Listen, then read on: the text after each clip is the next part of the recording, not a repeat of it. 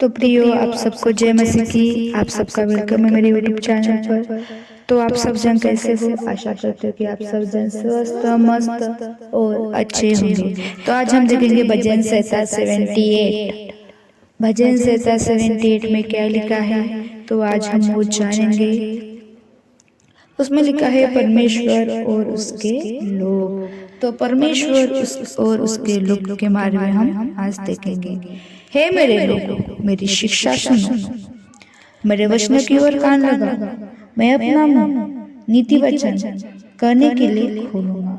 मैं प्राचीन काल की गुप्त बातें कहूंगा, जिन बातों को हमने सुना और जान लिया और हमारे बाप दादा ने हमसे वर्णन किया है, उन्हें हम उनकी संतान से गुप्त न रखेंगे, परंतु होनहार पीढ़ी के लोगों से यहोवा का गुणवाद और उसकी सामर्थ और आश्चर्य कर्मों का वर्णन करेंगे।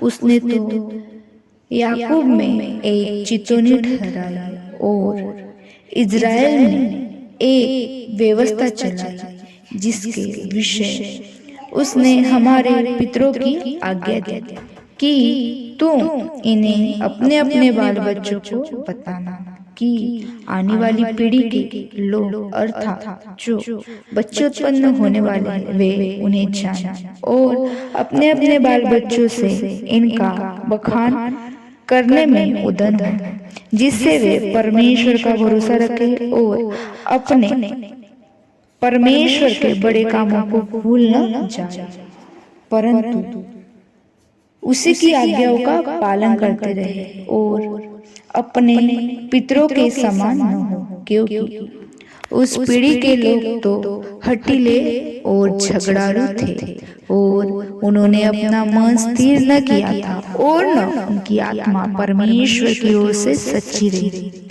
ए प्रेमियों ने तो शस्त्रधारी और धनुधारी होने पर भी युद्ध के समय पीठ दिखा दी। उन्होंने परमेश्वर की वाचा पूरी नहीं की और उसकी व्यवस्था पर चलने से इनकार किया। उन्होंने उसके बड़े कामों को और आश्चर्य कर्म उसने उनके सामने किए थे उनको भुला दिया। उसने तो उनके बाप दादाओं के सम्मुख मिस्र देश को सोआन के मैदान में अद्भुत कर्म किए थे। उसने समुद्र को दो भाग करके उन्हें पार करा दिया और जल को ढेर के समान खड़ा कर दिया। उसने दिन को तो बादल के खंभे से और रात भर अग्नि के प्रकाश के दौरान की अगुवाई की। वह जंगल में चट्टानें फाड़ कर उनको मानो गहरे जलाशय में मनमाना पिलाता था। उनसे चट्टान से भी धाराएं निकली और नदियों का सा जल बहा। तो भी वे इनका विरुद्ध अधिक पाप करते गए और निर्जल देश के परम प्रधान के विरुद्ध उठते रहे। अपने चाह के अनुसार भोजन मांगकर मन ही मन परमेश्वर की परीक्षा की। वे परमेश्वर के विरुद्ध बोले और कहने लगे, क्या परमेश्वर जंगल में मेज लगा सकता है? उसने चट्टान पर मार के जल बहा तो दिया और धाराएं उमड़ चली, परंतु क्या ही वो रोटी भी दे सकता है? क्या वो अपनी प्रजा के लिए मांस भी तैयार कर सकता है? यहोवा सुनकर क्रोध से भर गया। तब याकूब के बीच में आग लगी और इज़राइल के विरुद्ध भड़का, इसलिए कि उन्होंने परमेश्वर पर विश्वास नहीं रखा था, न उसकी चट्टान करने की शक्ति पर भरोसा किया। तो भी उसने आकाश को आज्ञा दी और स्वर्ग के द्वार को खोला और उनके लिए खाने को मन्ना बरसाया और उन्हें स्वर्ग का अन्न दिया। मनुष्य को स्वर्गदूतों की रोटी मिली। उसने उनको मनमाना भोजन दिया। उसने आकाश में पुरवाई को चलाया और अपनी शक्ति से दक्षिणी बहाई और उनके लिए मांस धूले के समान बहुत बरसाया और समुद्र के बालू के समान अनगिनत पक्षी भेजे और उनकी छावनी के बीच में उनके निवासों के चारों ओर गिराए।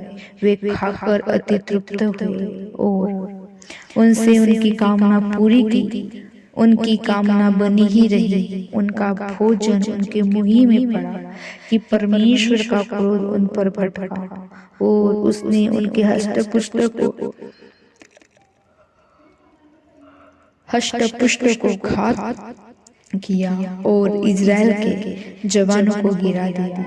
जितने इतने पर भी और अधिक पाप करते थे और परमेश्वर के आश्चर्यों की प्रतीति न की। तब उसने उनके दिनों को व्यर्थ श्रम से और उनके वर्षा को घबराहट में कड़वाया। जब वो उन्हें घात करने लगता तब वे उनको पूछते थे और फिर कर परमेश्वर को यत्न से खोजते थे।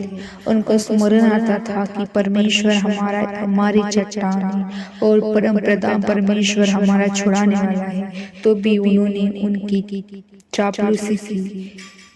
वे उससे झूठ बोले क्योंकि उनका हृदय उसकी ओर दृढ़ न था, न वे उसकी वाचा के विरुद्ध सच्चे थे। परंतु वह जो दयालु है वह उनके अधर्म को ढांपता और उन्हें नष्ट नहीं करता। वो बार बार अपने क्रोध को ठट्ठा करता है और अपनी जलजलाहट को पूरी रीति से भड़कने नहीं देता। उसका स्मरण रहा कि ये नाशवान है। वे वायु के समान है जो चली जाती और लौट नहीं आती। उन्होंने कितनी बार जंगल में उससे बलवा किया और निर्जल देश में उसको उदास किया। वे बार बार परमेश्वर की परीक्षा करते थे और इज़राइल के पवित्र को खिदित करते थे। उन्होंने तो उसको भुजबल स्मरण किया, न वह किसी जब उसने उनको द्रोही के वंश से छुड़ाया था कि उसने कैसे अपने चिन्ह मिस्र में और अपने चमत्कार सुवान के मैदान में किए थे। उसने तो मिस्रियों की नदियों को लहू बना डाला और वे अपनी नदियों को जल पी न सके और वे अपने नदियों का जल पी न सके। उसने उनके बीच में डांस भेजी, उन्होंने उन्हें काट डाला और मेढक भी भेजे, उन्होंने उनको बिगाड़ किया। उसने उनकी भूमि की उपज कीड़ों को और उनकी खेती बाड़ी टिड्डियों को खिला दी थी। उसने उनकी दाखलताओं को ओलों से और उनके गुल्लर के पेड़ों को बड़े बड़े पत्थर बरसाकर नष्ट किया।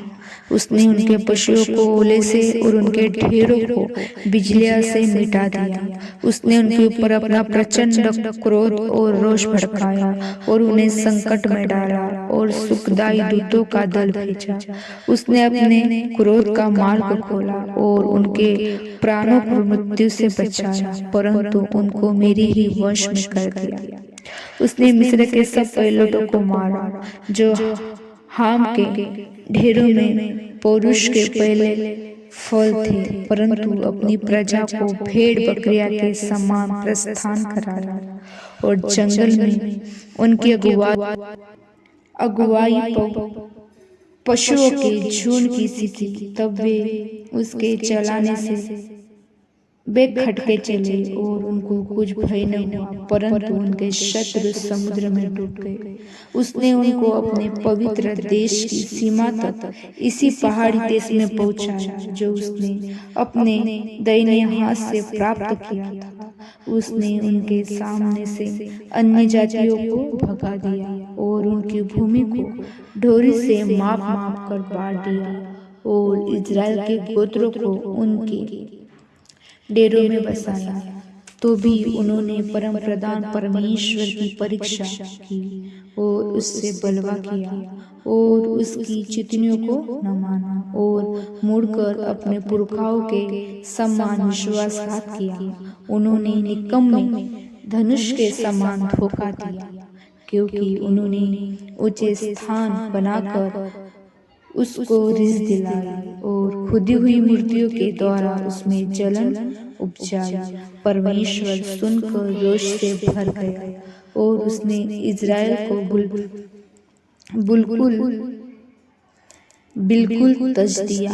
उसने शीलो के निवास अर्थात उस तंबू को जो उसने मनुष्य के बीच खड़ा किया था त्याग दिया और अपनी सामर्थ को बँधुआई में जाने दिया और अपनी शोभा को द्रोही के वश में कर दिया। उसने अपनी प्रजा को तलवार से मरवा दिया और अपने नीच भाग के विरुद्ध रोष से भर गया। उनके जवान आग से भस्म हुए और उनकी कुमारियां के विवाह के गीत न गाए गए। उसके याजक तलवार से मारे गए और उनकी विधवाएं रोने न पाई। तब प्रभु मानो नींद में चौंक उठा और ऐसे वीर के समान उठा जो दाख मधु पीकर ललकारता हो। उसने अपने द्रोही को मार कर पीछे हटा दिया और उनकी सदा की नाम धराई करा ली। फिर उसने यूसुफ के तंबू को तज दिया और एप्रैम के गोत्रों को न चुना परंतु यहूदियों के गोत्रों को और अपने प्रिय सिय्योन पर्वत को चुन लिया। फिर उसने यूसुफ के तंबू को तज दिया और एप्रैम के गोत्र को न चुना परंतु यहूदियों ही के गोत्र को और अपने प्रिय सिय्योन पर्वत को चुन लिया। उसने अपने पवित्र स्थान को बहुत ऊंचा बना दिया और पृथ्वी के समान स्थिर बनाया जिसकी नींव उसने सदा के लिए डाली है। फिर उसने अपने दास दाऊद को चुनकर भेड़शालाओं में से ले लिया। वह उनको बच्चे वाली भेड़ों के पीछे पीछे फिरने से ले आया कि वह उसकी प्रजा याकूब की अर्थात उसके निज भाग इज़राइल की चरवाई करे। तब उसने खरे मन से उसकी चरवाई की और अपने हाथ को कुशलता से उनकी अगुवाई की। तो इस वचन के द्वारा प्रभु आप सबको बहुत बहुत ब्लेस करे। सबको जय मसीह की। God bless you.